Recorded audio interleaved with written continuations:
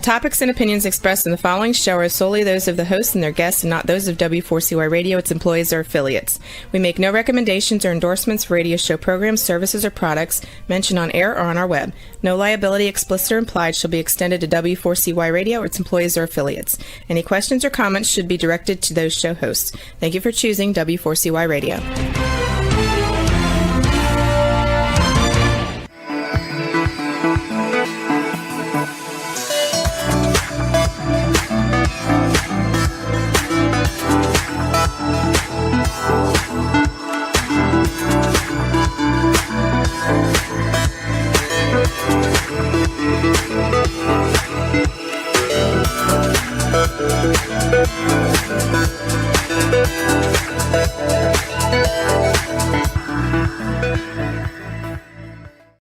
Hello, and welcome to It's Your Voice, the show that hosts enriching conversations in diversity.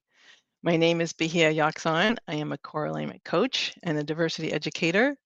If you're interested in seeing what I train individuals and organizations in, you can go to my website, which is knowwhatyouwantcoaching.wordpress.com.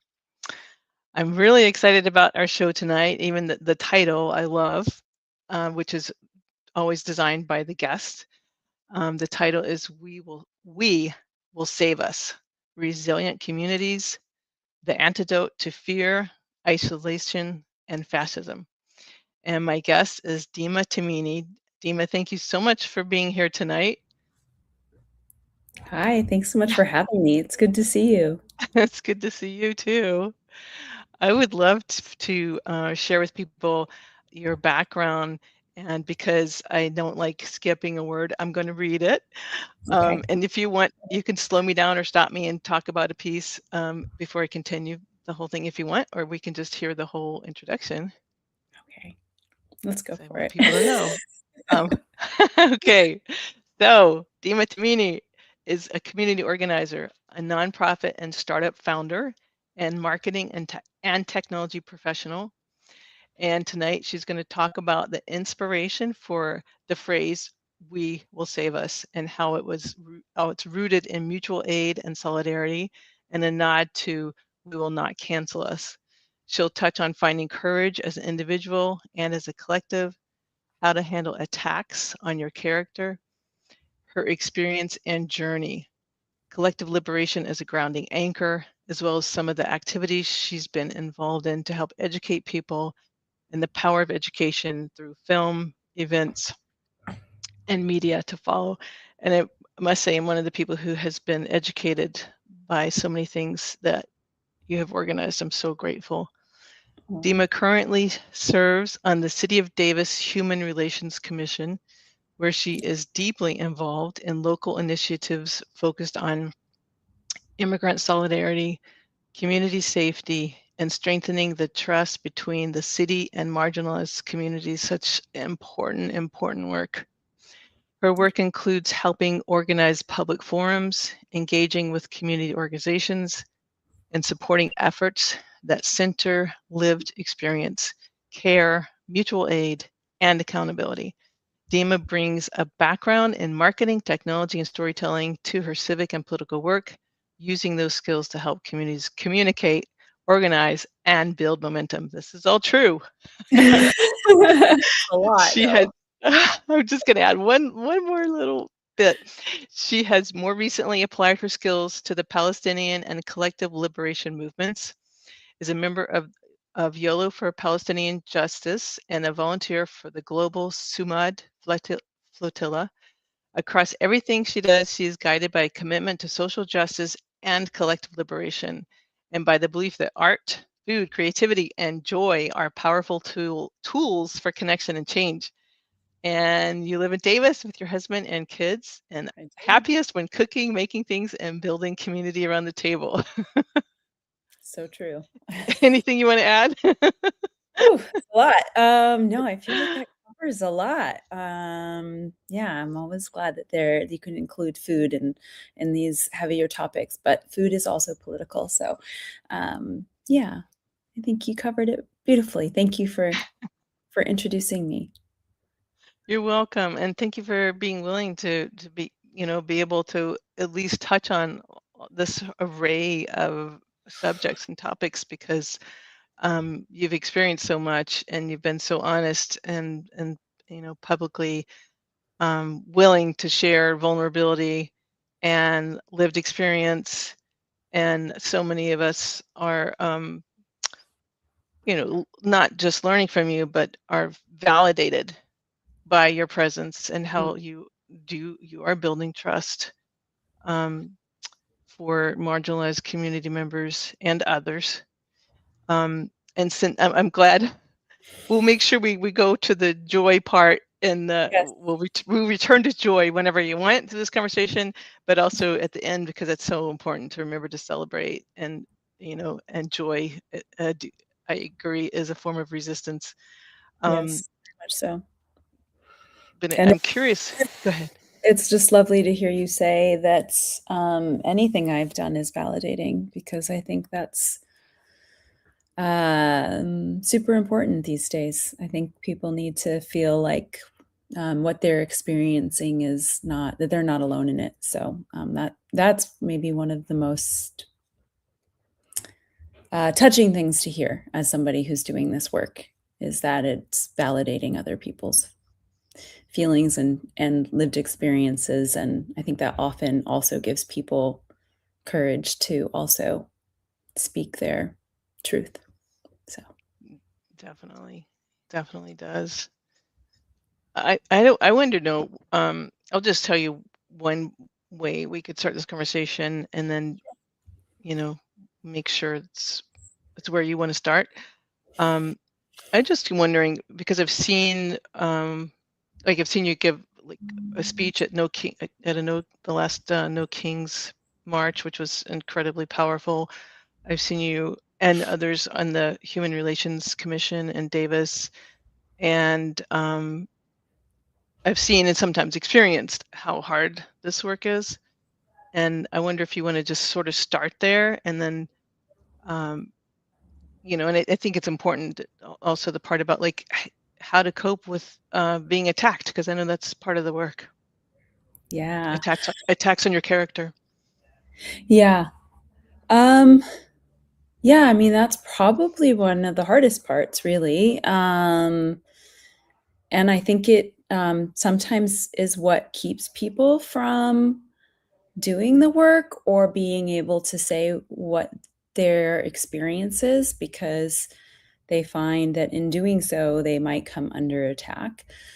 And, I think I spent a large amount of my life allowing that to have power over me, and keep me quiet because I didn't want to deal with that, because it's real. And I don't expect everyone to want to deal with it. And so I never have judgment toward people who choose not to take that on. I think it's good to name it as unfair and unjust, those kinds of attacks and behavior, and they're very much a strategy to keep you scared and silent.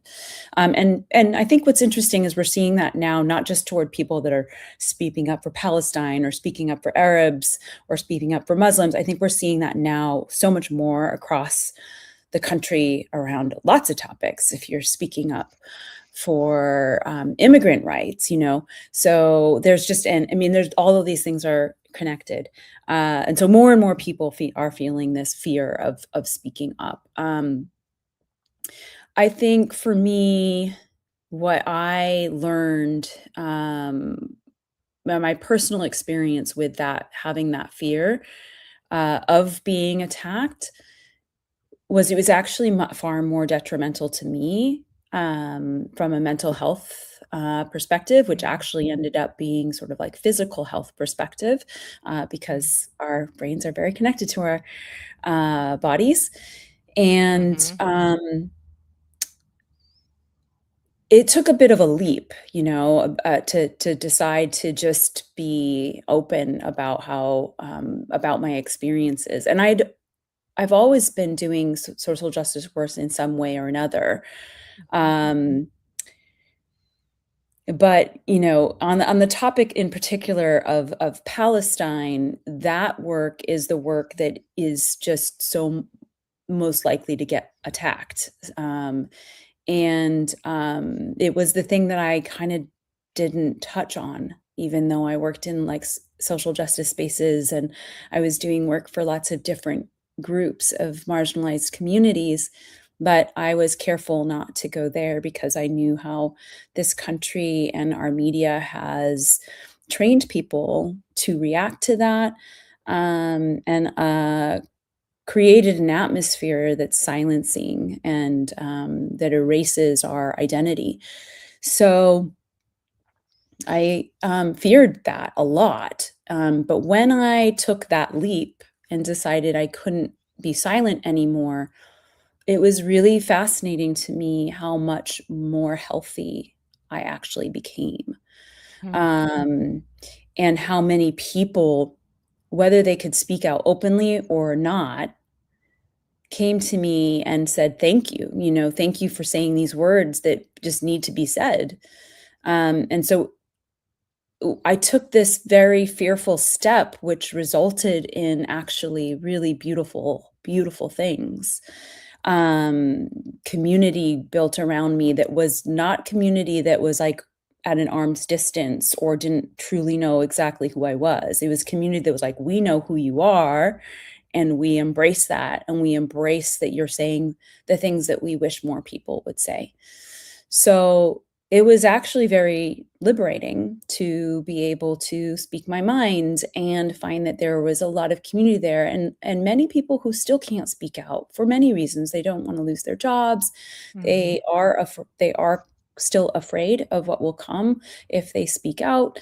And so, but for me personally, I found a lot of great things on the other side of my fear. Now, what came along with that was also some not great things, which was, you know, being having my character attacked publicly, having people trying to find, you know, negative things about me, and how I ended up. I mean, I was, you know, horrified by it at first, and I was like super sad because I'm a very like loving and caring person, and it just felt like a lot to have these things said about me, when they're sort of opposite of how I feel about the world. And so that was really hard, but I think this concept of collective liberation, which I speak about a lot, which is essentially the idea that really none of us are free unless all of us are free. And just being super grounded in that, that like all of us need to be free. There's no way in this world that we can be free if there's a group of people that we continue to allow to be oppressed. And so that means everyone's free. And how can that be bad, right? And so if you have that grounding, it's like it really makes it you can deal with the character assassinations. You can deal with it because you know, and for me, I know when that's happening, I know who I am. I know that I don't have those bad thoughts that they would like to present I have. So Yeah. that's what's gotten me through it, is like I just know who I am and I know what I believe. And so it's, you know, it still hurts. It still hurts to have people say unkind and untrue things. But at the end of the day, I can go to sleep knowing that that's not who I am. I know who I am. That's awesome. And to like, what a great grounding, because if you know, and everybody who knows you and loves you knows, your deepest wish is for everyone to be free. There's nothing to defend. There's nothing to justify. Yeah, it's You're really you're just grounding. hoping for the best for everyone in the world, sincerely, truly. That's the truth. Yeah. Yeah, and how can that be wrong, right? So That's what keeps it, makes it so that I can get through those bad, hard moments, right? Right. Wow, thank you for that. And then also, like the other makes me think of the other parts of your title, how resilient communities are the antidote to fear, isolation, and anti-fascism. Yeah. Do you want to build on that? Like, I mean, just Yeah. listening to you, I could feel the isolation breaking. You know, I really feel that the forces at work against communities right now, all different kinds of communities and all different groups of people, whether it's immigrants or Arabs or LGBTQIA folks. It's I think the forces that are against marginalized communities and really just against our democracy and against our freedom, they want us to be feeling lonely. They want us to not be creating systems of resilience and support of one another. They advance in us sort of attacking one another or being divided in our movements. And that's, one thing that makes me very sad is when and I see it all the time, is movements sort of having internal rifts, which is essentially catering to exactly the groups that are against the movements working. Dividing. Yeah. And so it's interesting.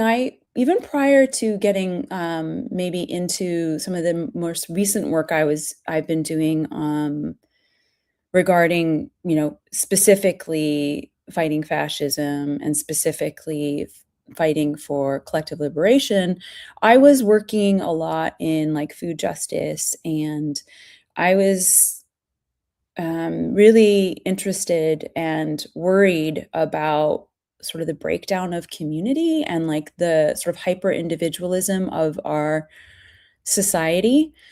And it was, I got very into mutual aid and the idea of like, and we've talked about this before on the show, but it's this idea of like when you're a kid and someone says, at least for me, when I was a kid, my mom would talk about people who don't have enough food, and I would be like, well, let's fix that. Like, why, and it didn't make sense to me that we could live in a world where there's abundance and yet there's scarcity for some, right? And so I always felt like people should just help each other, right? Like that's what we should be doing. And that's, I think we try to teach that, but we also teach this a lot of like individualistic thinking. And we sort of like very much celebrate the individual and the hero and the leader and that story, I think, is so ingrained in us, and I think it does a disservice to communal thinking and resilience because of creating connection with one another. And so I'm starting to see, and I was thought a lot about that in relation to food and how it was really hard to watch in a community that we had food insecurity amongst students at UC Davis, and yet we live in a town where there's just like plenty of food.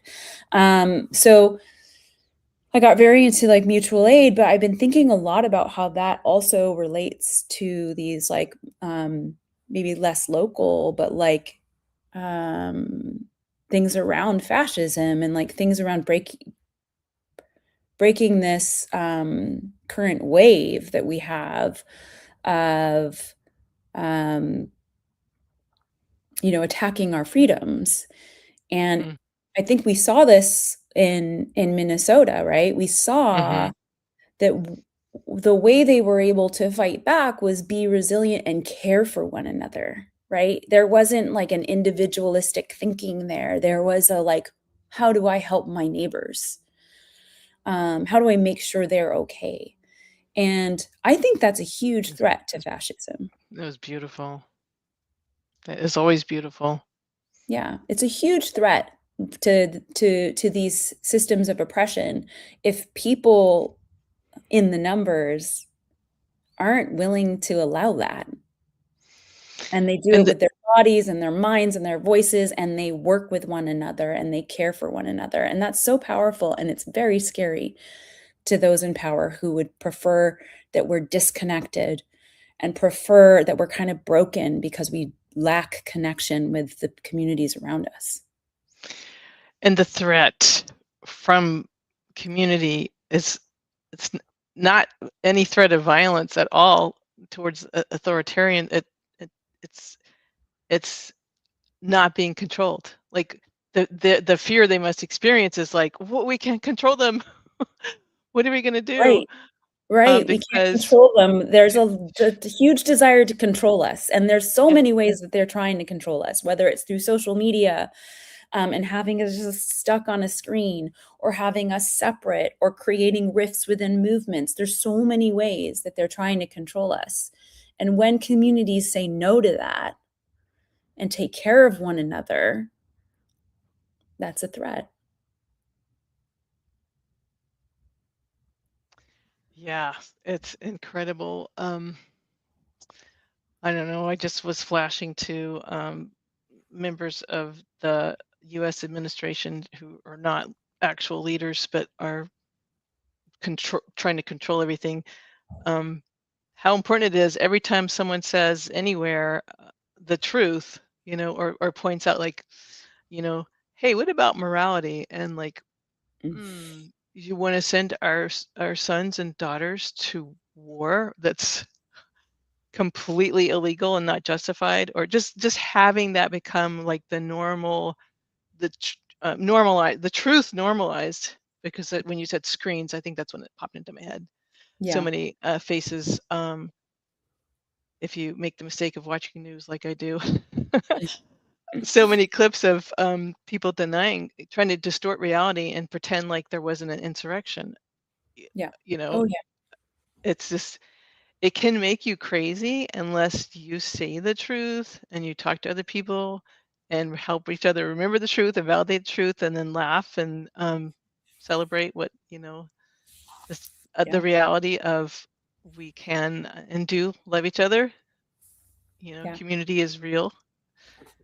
Yeah, I mean, community is, I mean, it's so hard now to know what is real. I mean, that is an unfortunate thing that it stresses me out too, because we're all in echo chambers. Like, if you're on social media, if you're consuming news, you're probably in some sort of echo chamber. It's like very hard. I think it's important that people try to combat that, you know, as much as they can, try to read across things. But I think our corporate media is pretty much, you know, sticking to mostly what the government wants us to believe. In most cases, I mean, I think some of them are getting better, but some are not. But it is your local, and being in your community is real, right? Yeah. Right. And that's kind of something that we've sort of, in many people have severed that from themselves. You know, they get in their car, they go to their house, they consume social media, they might play video games, they might just consume more media. And that's, you know, I think, well, not healthy, but also very, again, like really leaning into individualistic behavior, and doing exactly what they want. It's so much easier to be controlled if you're not connected with other people who might tell you a story about something different than what you're seeing on your screen. Yeah, and how if we are react quickly, maybe we're not listening, and maybe it's okay to listen to a different story than the one we're used to, even if and when we don't like it, just to keep breathing through it and just at least build a relationship, you know, a rapport, decent, civil behavior, a connection. And it's in connections grow if you listen, and it helps people say, okay, well, maybe you're okay, and I can talk to you again. Yeah, but also it sort of keeps you from getting stuck in stuck in your echo chamber, right? Like, Yeah. Which is hard. It's really hard.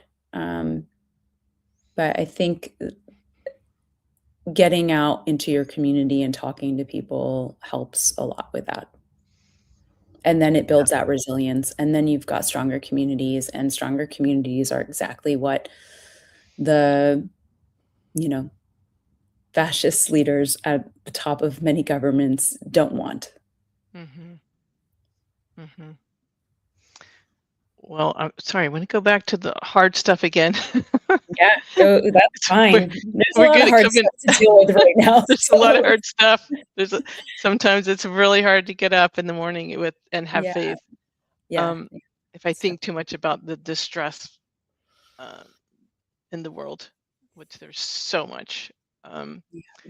So to bring it back local to local distress for a minute, I just went watching. I don't regularly attend at all, but the few times I've attended the Human Relations Commission, if I understand correctly, a big part of the job is listening to people talk about hate crimes, like what's awful, what's happening, hate incidents, hurts.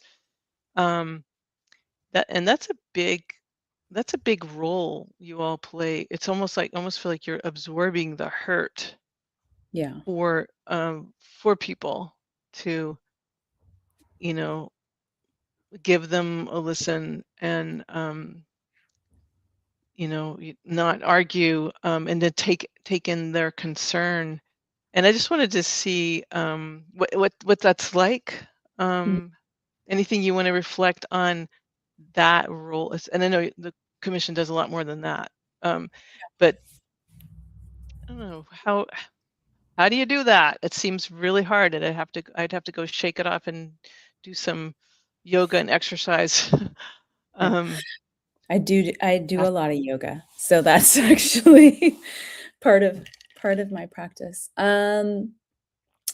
Yeah, I think the Human Relations Commission, that's one part of what we do is we offer an opportunity for people to speak their grievances, and in many times it's around not either feeling that they have been treated well or something has happened to them in the community.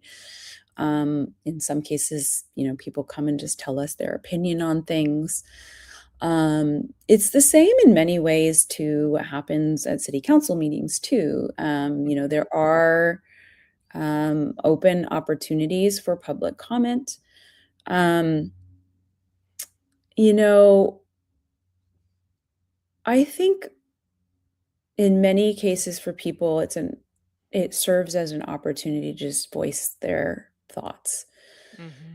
And our job is not necessarily to agree with people or to validate or to try to solve that problem that they bring forward. I mean, in some cases, if we hear enough of something, we might do so, but it wouldn't happen in the moment, right? What's interesting about public comment, which I think is a very interesting just practice, and I've wondered a lot about whether that practice of public comment where there is no response, It's true. Whether there's some value in that. I know there's something called council where people do something like this too, or it's like a circle where you sit in a circle and you can say a thing, but there is no response. Nobody's gonna debate you. You're just saying what you think. And there's some, I think, amount of healing in that for people, just to have what they want to say heard. And I think there's something really valuable in there being not a back and forth. No one's going to say what you said is wrong or respond to it, but you've been able to speak your mind. And I do think that there's value in that. And that is something that we offer. So people can come and speak their mind and say a thing. And it's not our job in that moment. And in fact, we are not supposed to respond. And it's the same with the city council. If you come in for public comment, the city council members are not going to respond to you. They will hear you. But there is value in being heard. And so I do think there's some really good value there. And then also, what the commission does do is we create subcommittees to work on particular things. And if we are hearing things, not necessarily only in public comment, but if we're hearing things in the community, we can bring forward that we want to work on something. And so, for example, this year, we've worked a lot on immigrant safety and solidarity. And that was because, we heard in the community that there is a lot of fear, and very valid fear, around the hostility of how our federal government is handling and treating immigrants in our community. And not only immigrants, people of color, anyone that might appear to be an immigrant, and what that's doing and how that's hurting our community. And so I've been on the subcommittee to work on that.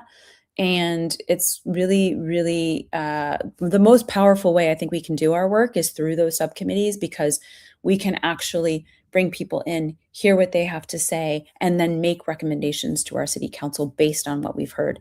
And that to me is, in addition to hearing people through public comment, that's the kind of work where we actually are able to move things forward and make recommendations to the city that might, in some cases, even result in things that are codified. So, for instance, we did push for a sanctuary city ordinance, not just a resolution, but an ordinance.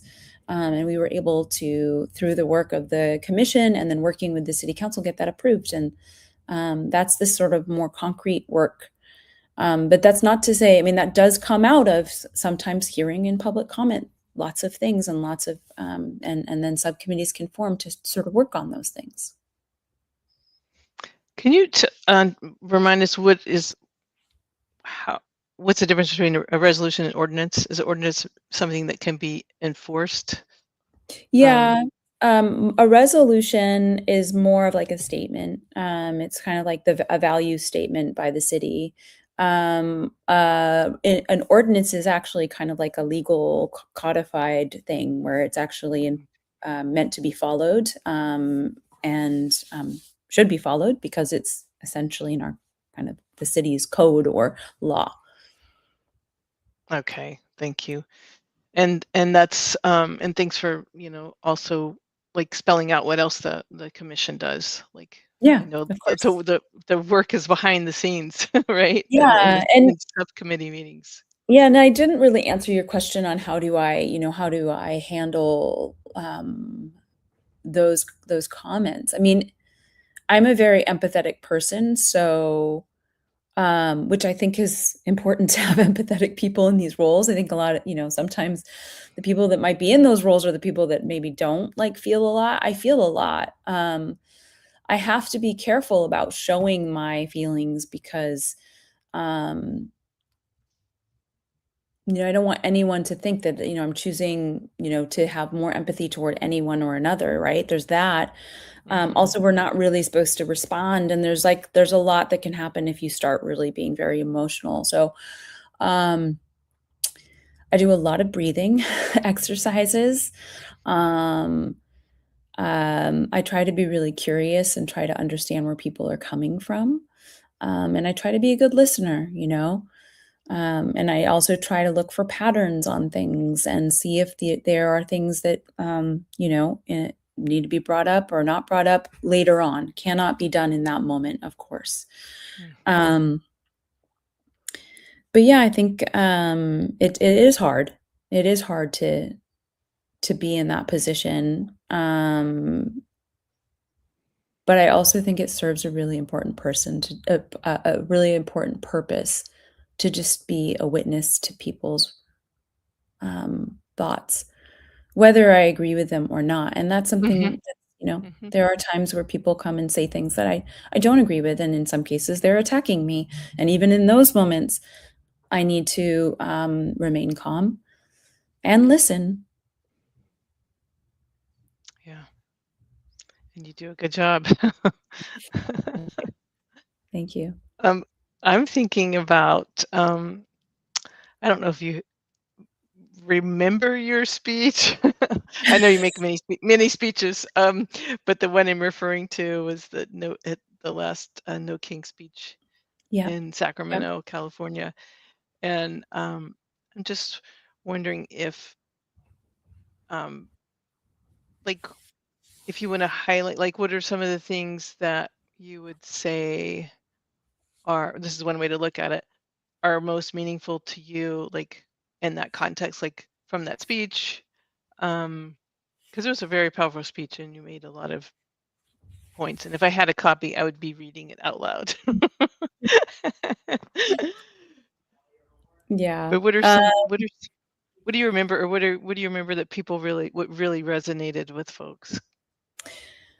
You know, I think what resonated the most with people, I think there were a couple things. I'll mention three things that I think resonated. One, I think that resonated with people was an inviting in and a welcoming in to this movement. I think sometimes people who've been working in movements can sometimes be like, well, where have you been all along? You know, like, why are you so late? And then there's not a welcoming in. And that's like the opposite of how we're going to build a movement, right? And so I think for some people, there was a lot of appreciation for the welcoming in and noting that some people have been doing this work for a long time. And some people are just joining in, or some people may have been thinking about this for a long time, but just like haven't taken the step, right? And that was sort of how I opened the speech, was really to try to sort of ground people in that fact that there are people at all different stages, but you're all welcome. And so I think that was a really important thing for me to do, was to welcome people.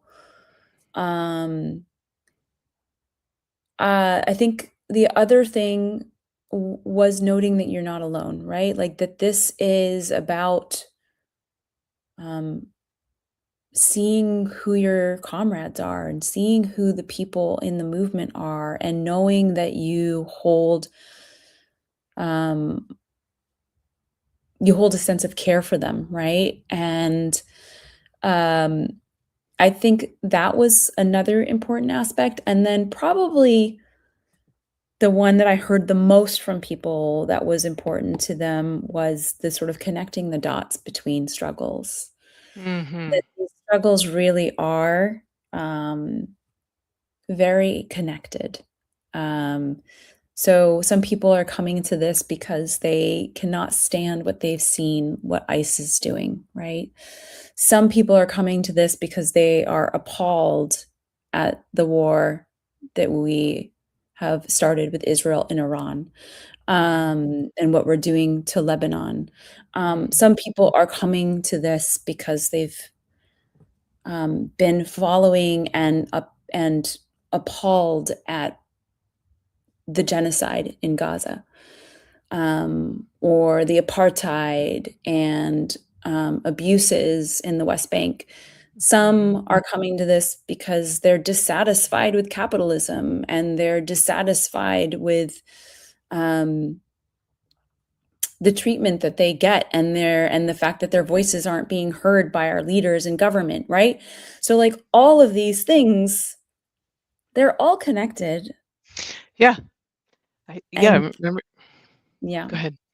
They're all kind of connected to basically fascism, oligarchy, supremacy, and this squashing of the power of the people. And rights being taken away one after, and And the fact that we can't, it's really hard to pay bills. It is really hard to pay rent and buy groceries.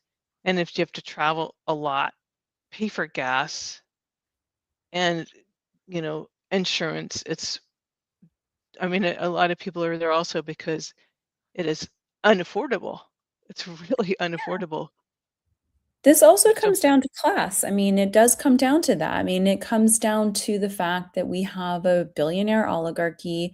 We have our taxes going to killing people versus educating people without our consent. without our consent. But we also have to take some responsibility for the fact that Oh, who we voted in and what they totally. believe in and what they said they're going to do, and they're doing it. So, but we got to take that power back, and we've got to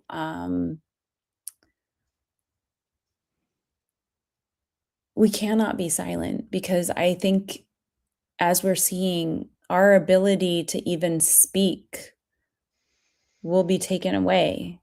It's just this very slippery slope, and we're lucky that we can do the No Kings rallies today and that we can say these things. But there are people that are being put or targeted because they're speaking out. And that's, we've already seen that. So that being said, there's still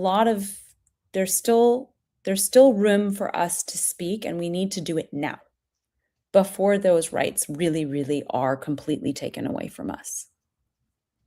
To prevent those from all being completely taken away from us. Right. I mean, if we stay silent, then we guarantee it.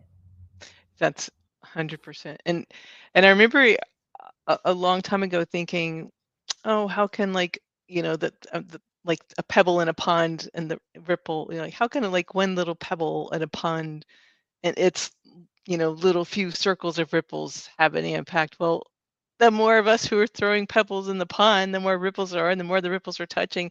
It's just like actually logical. I used to think, I can't take that leap of faith. I was too I don't know, scared or jaded to believe that we really have the power, that people really have the power. And then as more and more people are able to break out of isolation, take more courageous steps with support, the more ripples there are, the more you see is actually, it's like, wow, it can happen. It is possible. It's a level of reality that we can co-create and keep co-creating.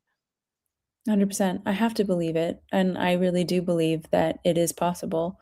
I think it is like, what you said, but the pebble, that ripple touches another and another and another and another and another, and it spreads. And I think that I don't know if it's indivisible. I think it's the indivisible folks talk a lot about the 3.5%. Like, if you can get 3.5% to stand up to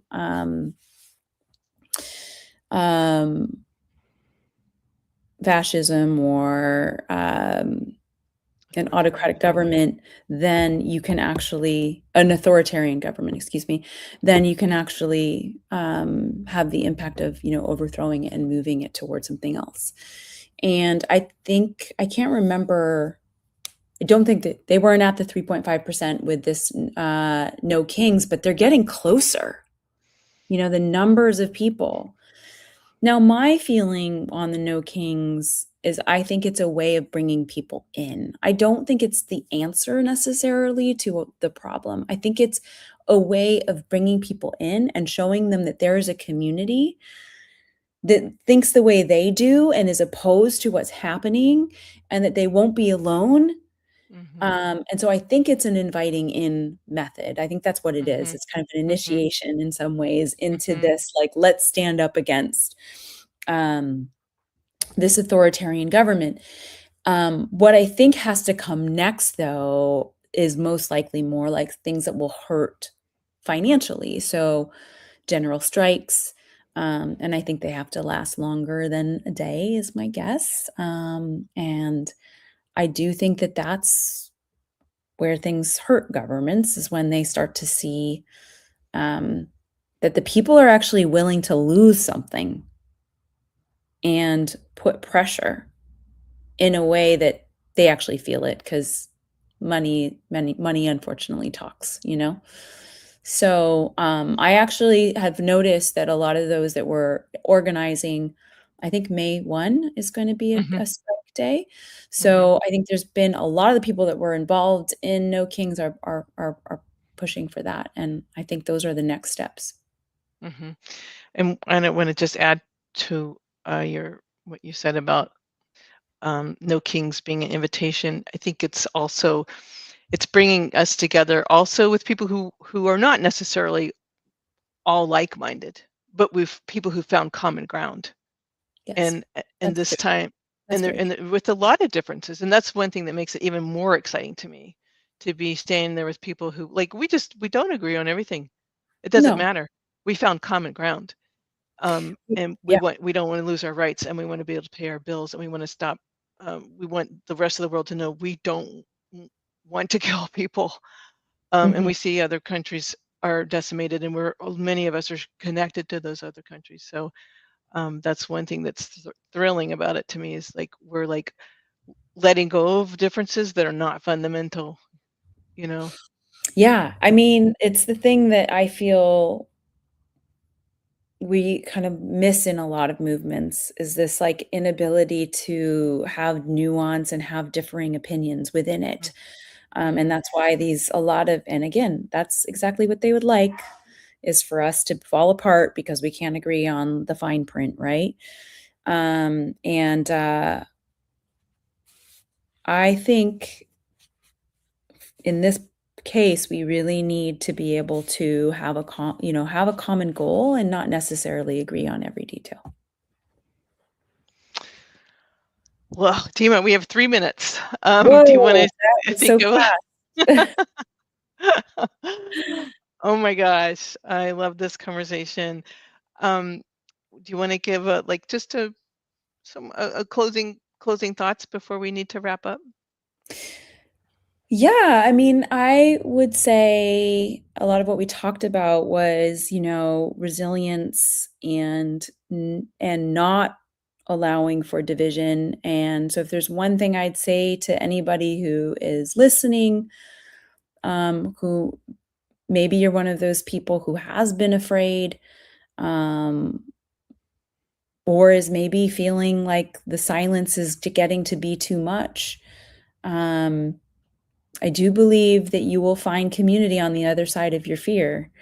And I know for me personally, I am a much healthier and more connected person after taking that very scary leap into saying what I believe. So I hope people find some strength in that and give it a go. And free themselves from, a lot of the pressure to just be quiet. Wow, thanks for the encouragement and for the concept of we will save us in resilient communities. Yeah. The antidote to fear, isolation, and fascism. Deema Tamini, I'm so grateful you were here today. Thank you so much for all your work and for your presence for this conversation. I look forward to more. Likewise. I want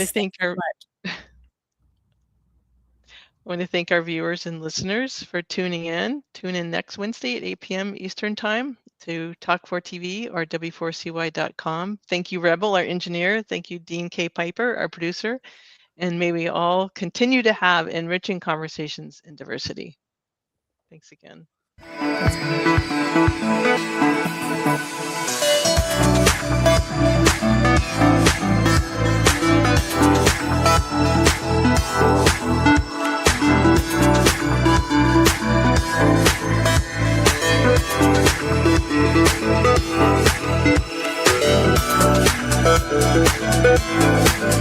you.